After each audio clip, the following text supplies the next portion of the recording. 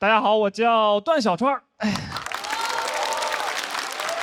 谢谢大家，谢谢大家。简单自我介绍一下，我是一个北京人啊，但我其实不是那种地道的京爷。对，因为我父母是山西人嘛，但是我很喜欢假装自己是那种地道的京爷，所以每次别人说我听起来不像北京人的时候，我都会跟他说：“嘿，要不您再仔细听听呢？”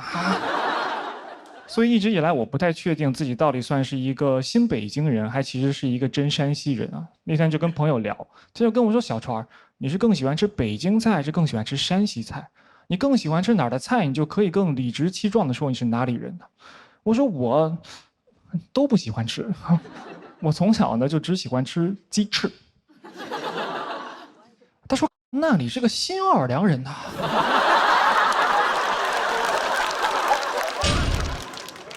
我这朋友是一个大傻子，而我的父母其实是在考大学那会儿考到了北京，然后就一直扎根到了现在。想跟大家介绍一下我的父母啊，因为我觉得我父母其实和这个传统家庭里父母的分工不太一样。就我妈其实是传统家庭里父亲的那个角色，主要负责赚钱养家和糊口，然后我爸呢就是传统家庭里面儿子的那个角色。对，他主要负责花我妈的钱，吃我妈的饭，时不时再气一气我妈。我们家表面上看上去一家三口啊，实际上担心妈妈带俩娃。每次出门我都说这是我妈，这是我大哥。我大哥总爱跟我玩一个男生间很爱玩的游戏，叫爸爸。但我妈其实是在国企上班，我爸是老师啊，都不是什么暴利的行业。但是我爸就是会挣的比我妈少很多，时间长了你就感觉家里两个男的，哇，我跟我爸，一个啃老，一个啃老婆，他们都快退休了。我爸刚参加工作的时候是在一所排名倒数的高中教语文啊，30年过去了，我爸现在的工作呢是在一所排名倒数的高中教语文。30年过去了，他还在河东，莫欺少年穷。但我爸至死是少年呢。人别的老师教书那是桃李满天下，我爸教书那就是灵活就业，人员满天下。他虽然是教语文的，但这30年他从来没有辅导过我语文。小时候不懂事还挺生气的，你现在想想，这可能也是一种父爱的体现吧。相比我爸在他事业上的躺平跟不努力，我妈这些年真的很努力，也攒了不少钱。去年有一天，我妈就过来跟我说，她说：“儿子，我在北京给你买房了，写的你的名字。”我的反应也是这样，我说妈，哇！当时嗡的一下，脑子里第一反应，我的天哪，我妈肯定是腐败了呀。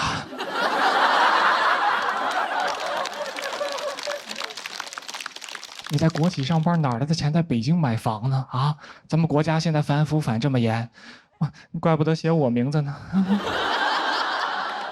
我说，要不还是写我大哥名字吧？我的人生才刚刚开始。我很担心这个房子的来历，我就旁敲侧击地问我妈，我说妈，咱家那房子他买的干净吗？我妈说啥呢，儿子，我这个找大师算过了，那片地特别干净啊。我说妈，我问的不是家里面的风水，我问的是家里的流水。然后我妈跟我解释，她其实是在2010年那会儿，管银行贷了100多万买了一套房子，前几年涨到700多给卖掉了，才买了这个新房子。我听完以后也大为震惊，我说妈，哇，你当年眼光这么好，怎么看上我爸的呢？我妈说，嗨，投资嘛都有看走眼的时候呢。所以我很感谢我妈。大家常说父爱如山嘛，但我真的觉得在很多家庭里面，母亲才是那座真正的高山。我真的很感谢我妈，让我在北京拥有了一个可以遮风避雨的地方。我现在甚至心态都发生了一些变化，你们知道吗？我之前一直觉得我可能就只是一个出生在北京的普通孩子哈，现在有了房之后，我觉得我就是一普通的我们北京孩子呀。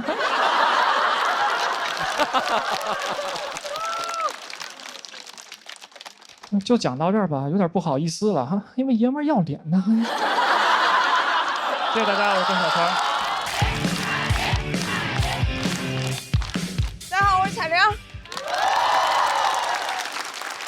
我是一个网红，但我发现网红现在不是一个好词儿，不信咱试试啊。大鹏导演最近是不导了一个新电影，叫什么来着？长安的荔枝。长安的荔枝挺好，对吧？咱们把网红放进去，长安的网红荔枝，一听就不是什么好大棚种出来的。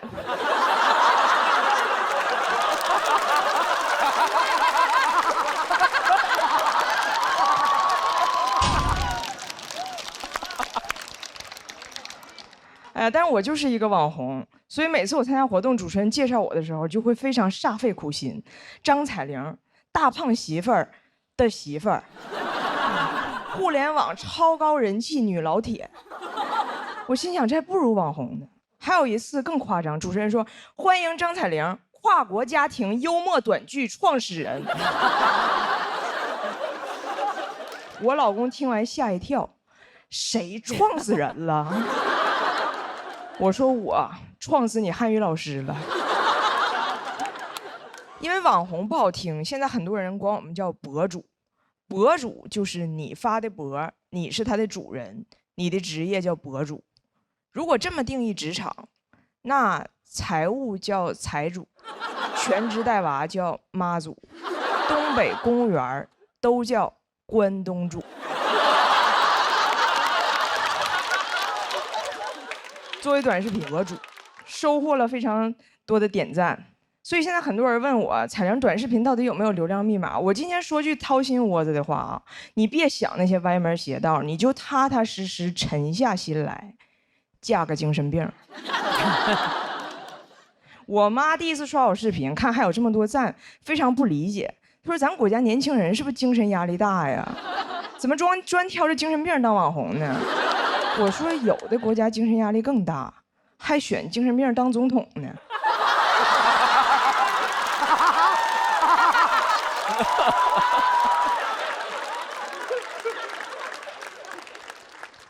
做短视频之后，我也成了个精神病。不知道你们听没听过？我以前说过一个事儿，就是讲我这个外国老公第一次来中国上蹲便不会蹲，我还得教他。对，我教他，我说双腿弯曲，重心下沉到极致，他一个努力跪下了，然后怕弄脏，把衣服一件件都脱了挂门上了。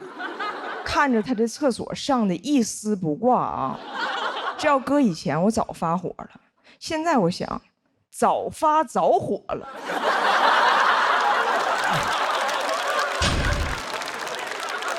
多好的老公啊，自带流量，他要能掉里头就更好了。每次我发我这个外国老公干了什么傻事儿，流量就很好，这感觉太让人上瘾了。我每天就刷那个点赞，除了赞我啥都看不见，看见赞我就兴奋，我成了一匹赞狼。但如果发别的内容，流量就一般。为了这个事儿，我还找了一个网红前辈去请教。我说从长远考虑，我应该写点什么内容呢？前辈问：为什么考虑长远？短视频的核心是什么？是短视。网红是什么？大家想听啥你就说啥，这叫网红。我说那如果我就说我想说的，不管大家听不听呢？他说那个叫网课。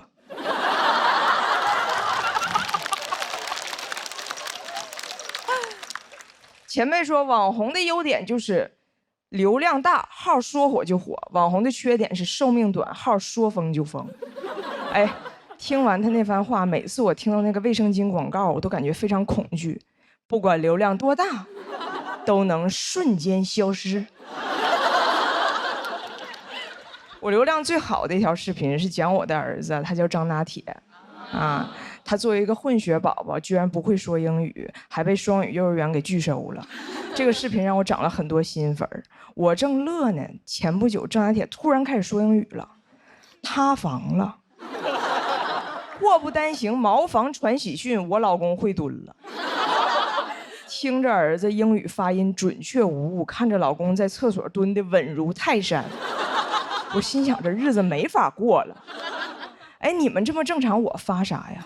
是你们自我成长的时候吗？你说一个好好的外国小孩，怎么还说上外国话了呢？我这个号起号就是靠老天爷赐我精神病，现在流量来了，精神病怎么还擅自痊愈了呢？我觉得王菲春晚那首歌就是给我唱的，世界赠予我，也赠予我，赠我一场病，汉全域姚封零，他俩全域谁封了？零。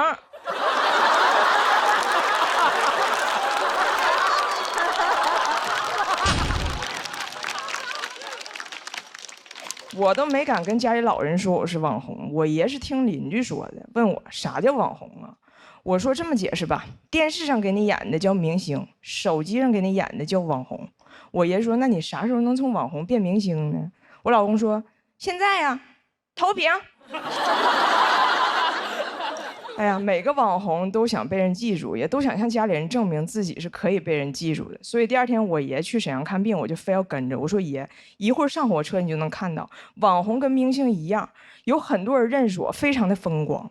结果那天在火车上根本没有人瞅我，马上到站了，终于有个大姐啪嚓打我一下，哎，你是那个张？我心想，证明自己的时刻到了。大姐说，你是张铁林。哎，不对，那是皇阿玛，那是皇阿玛。你别说啊，我能想起来，你别说，我能想起来。然后她转身开始打她老公。哎，老公，他叫啥来着？他叫啥来着？我老看他，你帮我想一下。哎呀，他有个儿子，他儿子可荒诞了，可愁人了。网友都拿他儿子玩梗，他叫啥来着？她老公说啊，我想起来了，想起来了，他叫那个向太。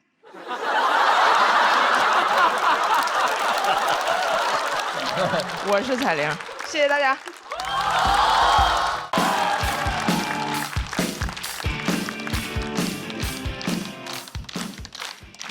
大家好，我叫段小川。哎，谢谢大家，谢谢大家。简单自我介绍一下，我是一个北京人啊，但我其实不是那种地道的京爷。对，因为我父母是山西人嘛，但是我很喜欢假装自己是那种地道的京爷，所以每次别人说我听起来不像北京人的时候，我都会跟他说：“嘿，要不您再仔细听听呢？”所以一直以来，我不太确定自己到底算是一个新北京人，还其实是一个真山西人啊。那天就跟朋友聊，他就跟我说：“小川，你是更喜欢吃北京菜，还是更喜欢吃山西菜？你更喜欢吃哪儿的菜，你就可以更理直气壮地说你是哪里人的。”我说我都不喜欢吃，我从小呢就只喜欢吃鸡翅。他说：“那你是个新奥尔良人呐。”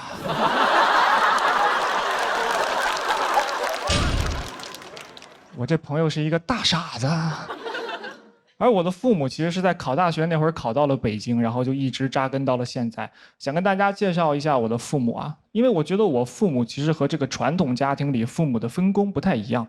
就我妈其实是传统家庭里父亲的那个角色，主要负责赚钱养家和糊口。然后我爸呢，就是传统家庭里面儿子的那个角色。对，他主要负责花我妈的钱，吃我妈的饭，时不时再气一气我妈。我们家表面上看上去一家三口啊，实际上单亲妈妈带俩娃。每次出门我都说这是我妈，这是我大哥。我大哥总爱跟我玩一个男生间很爱玩的游戏，叫爸爸。但我妈其实是在国企上班，我爸是老师啊，都不是什么暴利的行业。但是我爸就是会挣的比我妈少很多，时间长了你就感觉家里两个男的，哇，我跟我爸，一个啃老，一个啃老婆，他们都快退休了。我爸刚参加工作的时候是在一所排名倒数的高中教语文啊，30年过去了，我爸现在的工作呢是在一所排名倒数的高中教语文。30年过去了，他还在河东，莫欺少年穷。但我爸至死是少年呢。人别的老师教书那是桃李满天下，我爸教书那就是灵活就业人员满天下。他虽然是教语文的，但这30年他从来没有辅导过我语文。小时候不懂事还挺生气的，你现在想想，这可能也是一种父爱的体现吧。相比我爸在他事业上的躺平跟不努力，我妈这些年真的很努力，也攒了不少钱。去年有一天，我妈就过来跟我说，她说：“儿子啊，我在北京给你买房了，写的你的名字。”我的反应也是这样，我说妈，哇！当时嗡的一下，脑子里第一反应，我的天哪，我妈肯定是腐败了呀。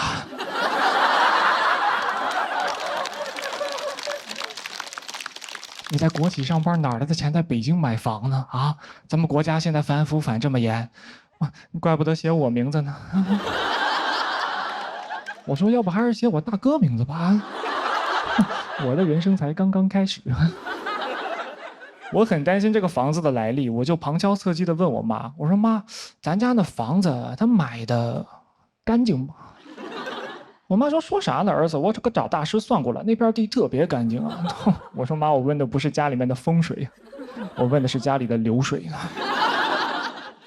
然后我妈跟我解释，她其实是在2010年那会儿，管银行贷了100多万买了一套房子，前几年涨到700多给卖掉了，才买了这个新房子。我听完以后也大为震惊，我说妈哇，你当年眼光这么好，怎么看上我爸的呢？那我妈说嗨，投资嘛都有看走眼的时候呢。所以我很感谢我妈。大家常说父爱如山嘛，但我真的觉得在很多家庭里面，母亲才是那座真正的高山。我真的很感谢我妈，让我在北京拥有了一个可以遮风避雨的地方。我现在甚至心态都发生了一些变化，你们知道吗？我之前一直觉得我可能就只是一个出生在北京的普通孩子哈，现在有了房之后，我觉得我就是一普通的我们北京孩子呀。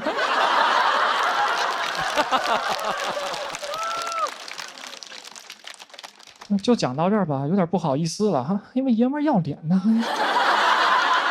谢谢大家，我是郑小川。大家好，还有后面的朋友们，大家好。我是庞颖啊，我是一个辩手。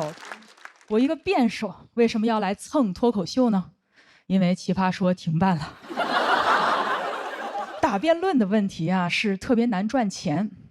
我给你们举个例子，你们就明白了。我前一段时间参加了一个辩论赛，我的立场是，爱美对于女性来说是一种不自由。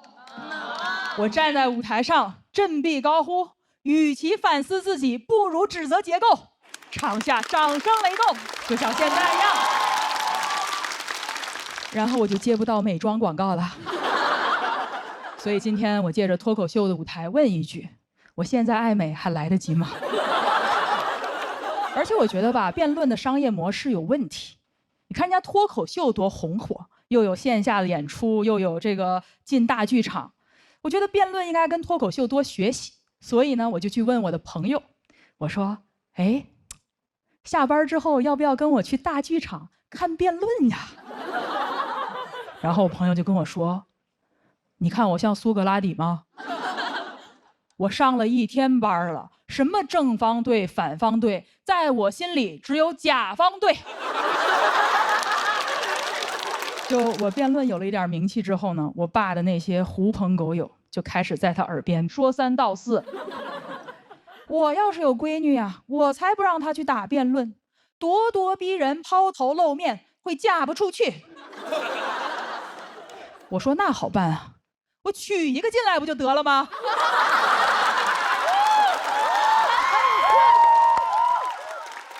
欢迎你们的儿子来入赘。但是当着这些叔叔大爷啊，我什么都没说。不是我怂，因为听我反驳，那可是另外的价格。他们怎么老想把我嫁出去呢？每天就是嫁嫁嫁，我又不是一匹马。听见谁笑了没有？这是我的脱口秀小姐妹跟我说，一定要说一个谐音梗，歃血为盟，算是入圈了。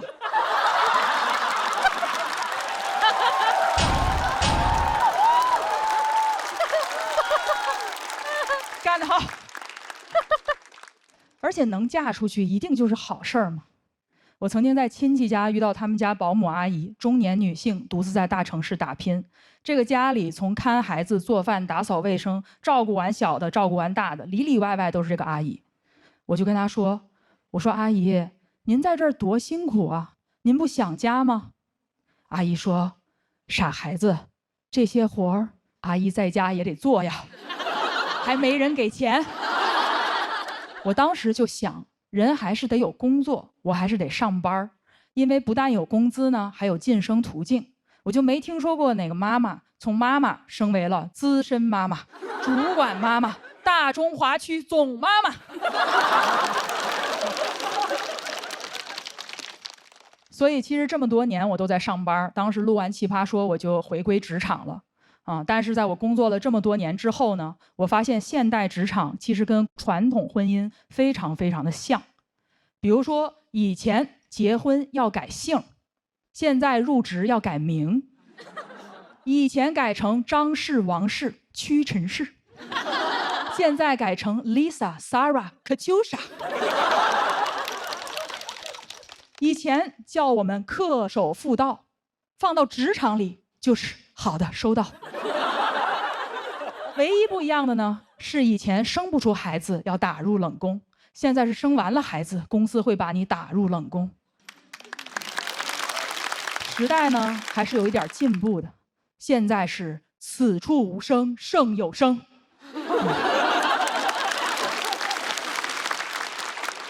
以前媒婆找的是生育价值，现在 HR 找的是剩余价值。时代进步了吗？没有啊，这两个词用英语写出来都没差别好吗？都是生育价值。而且婚姻和工作呀都靠不住，老板要换人的时候会说，让我们给年轻人多点机会。老公想换人的时候可不会这么说，他会直接这么做。这就是为什么呢？我这个上班的辩手还要来学习脱口秀，因为我觉得脚踏两条船那都是不够的。这个世界上呢，根本没有上岸这回事儿，我们脚踏的船多了，它就连成了岸。一份工作很可能会背叛我，3份工作很难同时背叛我啊。这就叫一条 ship 比不上2条 ship，2条 ship 比不上 open relationship。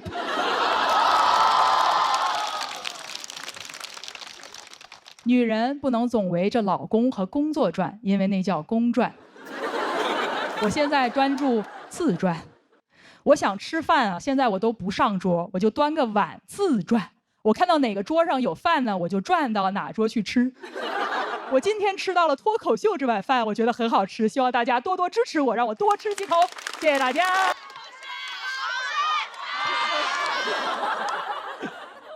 大家好，我是大鹏。把你们刚才那形容词儿再说一遍。上哪儿找的观众？我知道你们都在想，大鹏来能干什么？一个导演，我们不想看他宣传新电影，我们想看的是付航，是刘洋、刘仁成。巧了，我的新电影《长安的荔枝》，他们都在。我这么说啊，也没有利用他们要宣传的意思。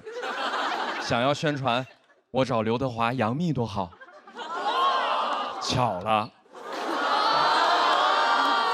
他们也在。还有周星驰，他的喜剧精神与我们同在。我很崇拜星爷。10年前我第一次拍电影的时候，我就想邀请他客串。我带着《煎饼侠》的剧本去到了香港，我跟星爷说，能不能参与我的电影？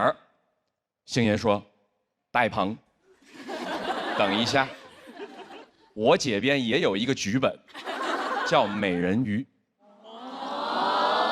他问我有什么想法，我一想这是要我演呢。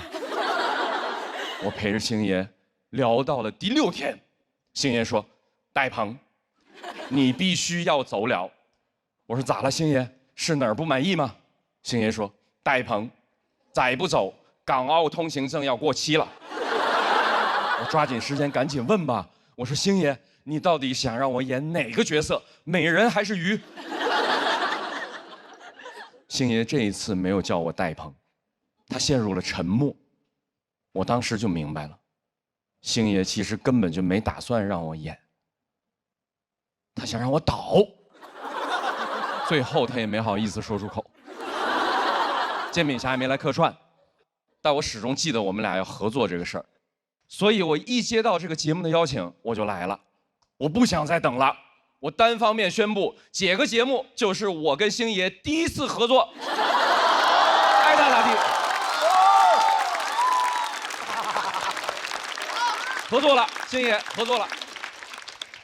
我很喜欢我和星爷合作的这个节目，选手我都认识。有一次我逛商场，我还遇到大老王了。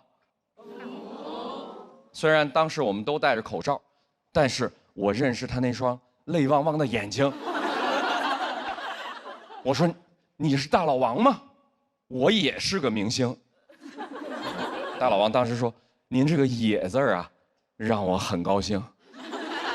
虽然我不知道您是谁，但咱俩可以加个微信。”我说：“太好了，那下次有演出的票，记得帮我留2张付航的。”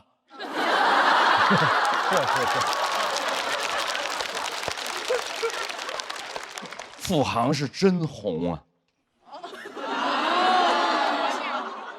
我这么说没有说大老王不红的意思啊，没有这个意思。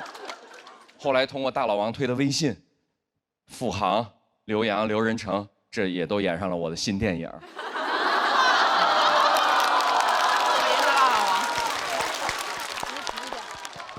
有人好奇，他们红了以后会不会飘？飘不飘我不好说，反正有一次在拍摄的现场，观众们看见演员了。观众们很热情，在那喊“刘天王，刘天王”。刘洋和刘仁成同时站起来挥手致意，把身后的刘德华挡得严严实实。你们也都看到这个局面了。录到今天，2位刘天王，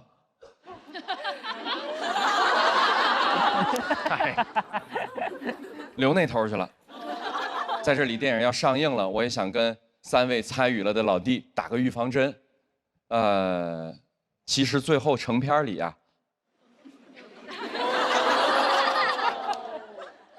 你们每个人的戏份都减掉了一点儿。问题是他们也就拍了一点儿。但作为导演，经常会遇到类似的情况。你说电影拍得很精彩，时长有限，这个时候是剪掉刘德华的戏呢，还是剪掉付航的戏呢？我相信每个导演都会剪掉刘仁成的。我就知道。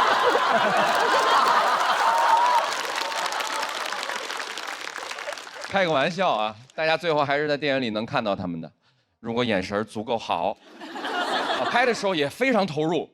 付航在电影里演一个岭南荔枝园的保安，有官兵要来砍伐这片荔枝林，付航不干了。说要誓死保卫，说跟树有很深厚的情感。后来还主动要求加一场打戏，啊，说要不然人物不完整。你们要问打得狠不狠呢？反正那场戏是那部电影付航的最后一个镜头。人物倒是完整了，人无完人嘛。打完以后，我说打得很好，咱们能不能再保一条？付航，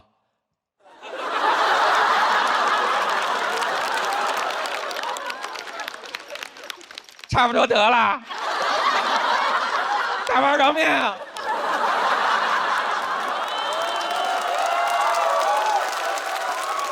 我赶紧安慰他呀，我说虽然你的戏份不多，但是你回去可以跟亲戚朋友说呀。咱们这部电影这么多的明星，主打一个付航。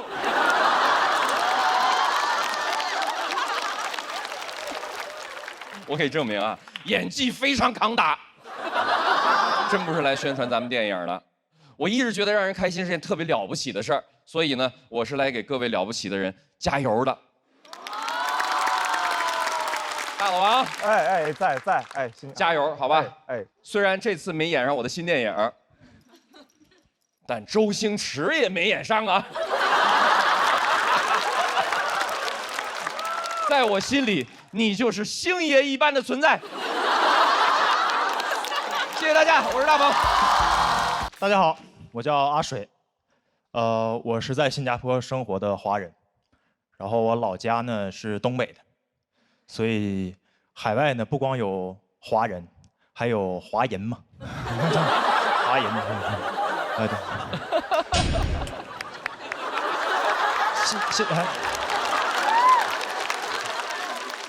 对，这自己人。新加坡那边的华人也看咱中国的综艺的，啊，但是追的不勤了，可能会有一些滞后。咱这边的很多梗啊、流行语啊，传过去可能都成老梗了。但是我们也很爱看，很爱看，因为质量都很好，很精彩。怎么说呢？奥利给啊，形容一种酷毙了的感觉啊。包括单口喜剧综艺，我看的比较晚。这么说吧，现在海外网站上我看得到的几个国内脱口秀新星，现在他们在国内已经看不到了。他们现在在海外正当年。或者说国外乱了。我的生活前几年也比较乱套，工作方面啊，在海外被裁员了。就是国外有些公司他们裁员不提前通知的。我那天还正常下班呢，我看到 HR 在那儿突然加班，我说那我就先走呗。啊，果然第二天一早收到公司 CEO 发给全公司的邮件，开头第一句 "It is a hard decision"。我这一看呀，是来硬的了。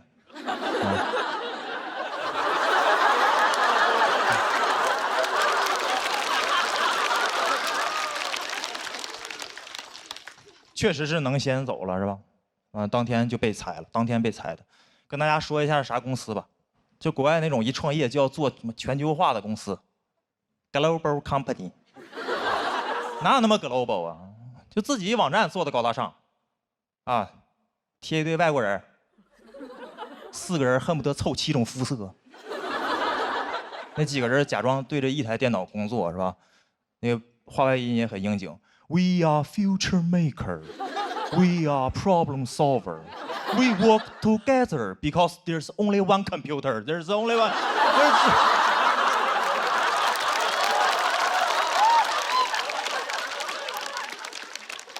一台电脑可不就 work together 吗？当时在海外接着找工作，挺累的，就是要接触各种 HR，就是刚被一个企业踢出来。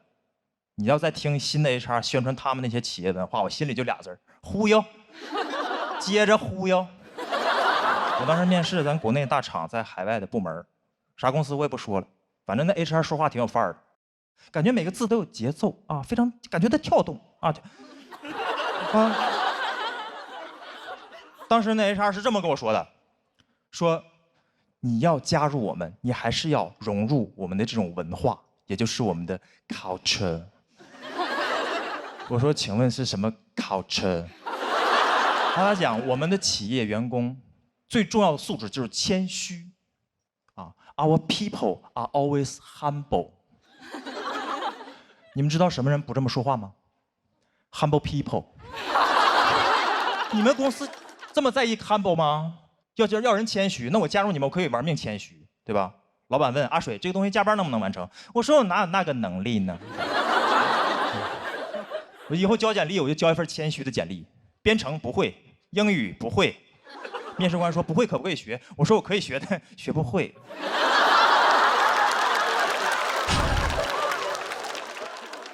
我不是说 HR 的工作不好，大家都是工作。我烦的是有的企业他那种拿腔拿调的，就是招你还要教育你那种姿态，啊，就是你也不知道他是在给做公司宣传，还是找你捐钱。那到你面前就加入我们，你得到的不仅仅是一份工作，它是一段 journey， 它是一种 mission and vision， 还是一段 yeah。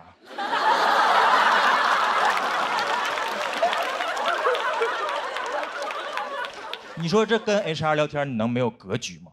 是吧？他跟我聊的都是 What's your 5-year plan？ 你的5年计划是啥？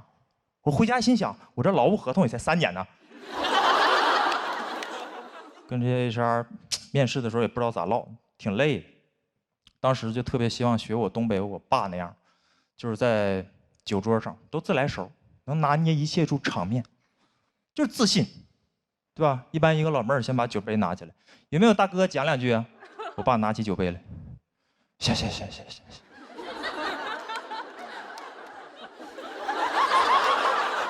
这老妹儿，你把酒杯拿起来，拿起来。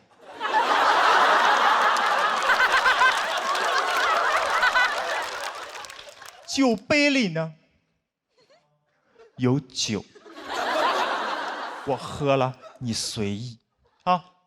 我这个人，咱说就是好使，咱哪天咱安排啊？那这个面试场面就会像现在一样，没有人敢说话。你感觉大哥没说啥东西吧？但是感觉大哥有东西。我面试的时候我就拿出这种自信，我面试的时候我就这么自信，谁还敢小瞧我？那 HR 拿起简历来 ，Can you introduce yourself？ 我说切。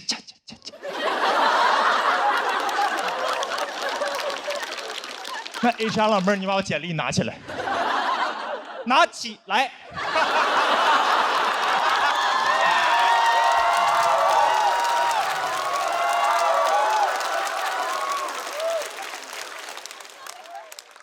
简历里已经有我一个简单的经历了，我写了，你看不看？你随意是吧？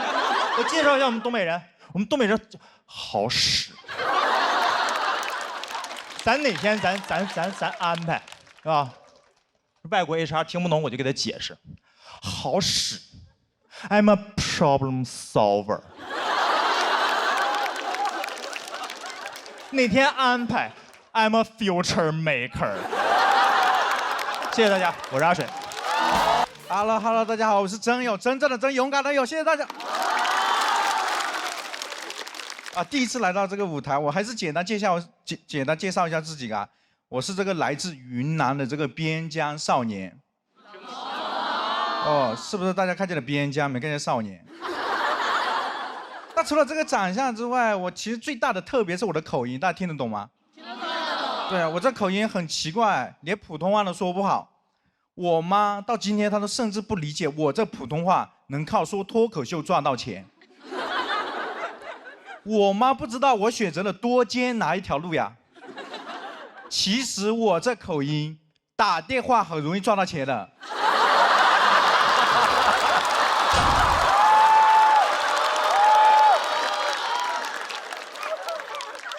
我这口音也给我带来很多困扰。我这口音给我带来最大的困扰是那个读书背文言文的时候，老师说我的口音话比文言文还要难听懂。记得有回背这个《月牙楼记》，我当时就背我说齐碧渊，谢帝儿子又爱又好像是了爱了。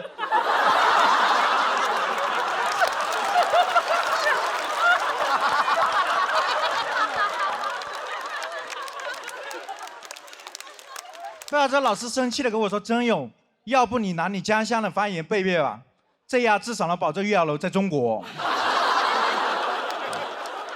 但其实造成这口音的原因是我说少数民族话，我是少数民族，而且出生在那种多民族聚集地。我告诉大家，我是那个出生在云南省红河州金平苗族、瑶族、傣族自治县的哈尼族。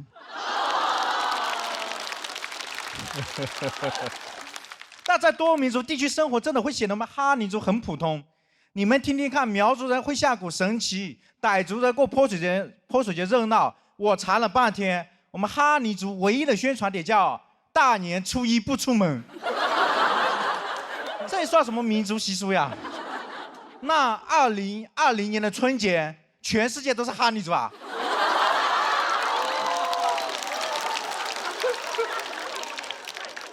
但是很多人对我们这种多民族地区很好奇。之前就有人问我说：“你们那边是不是还有民族住在那个部落里面？”部落，我们那边早就改名了，叫社区。刚改的时候，还有人说要派几个物业来保护我们。我们说好的，我们会保护好这些物业。还有人更好奇啊，之前有人跑过来跟我说：“真有，你们那么多少数民族，小学的时候一起读书，民族之间不会有文化冲突吗？”我小学的时候连文化都没有。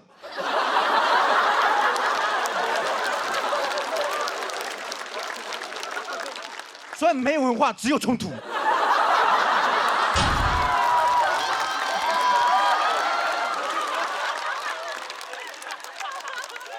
比以前我们的冲突根本打不起来啊，因为我们根本听不懂对方在骂什么啊。除了少数民族聚集地之外，这里还是祖国的边疆边境。我告诉大家，我出生的地方有多边疆。就我出生的老家有块地种成香蕉，这边是香蕉，这边是进口香蕉。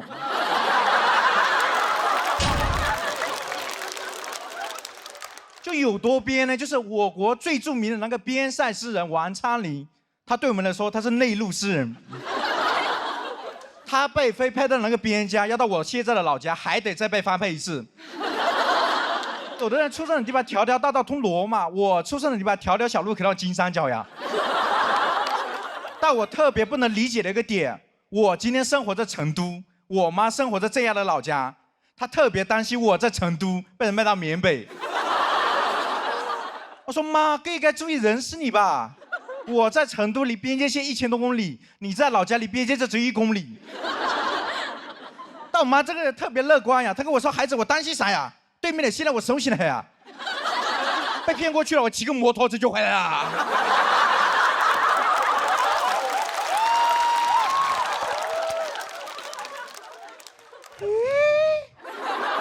难道那些被骗到缅北的人，他们没能逃出来，是因为他们不会骑摩托车啊？而且摩托车如果在缅北这么管用的话，社会应该给我们云南边界1人辆摩托车，特别是我们那边外卖骑手的电瓶车换成摩托车，哎，没事的时候送外卖，需要的时候过去接人质。到时候我们派骑手打过去了，对吧？对面的人看见我们打过来了，跟他领导在那汇报说：“领导，对面的打过来了，他们派了个团，什么团？不知道，反正他们边跑边喊，赶紧接，要超时了啊！”而且可能是因为我出生在这边老家的原因，我发现每次回老家，大数据对我有偏见，手机大数据对我有偏见。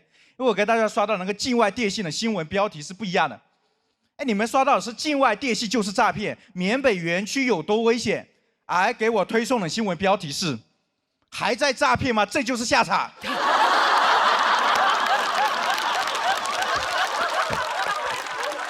好，今天讲到这里，现在我是边疆少年，加油！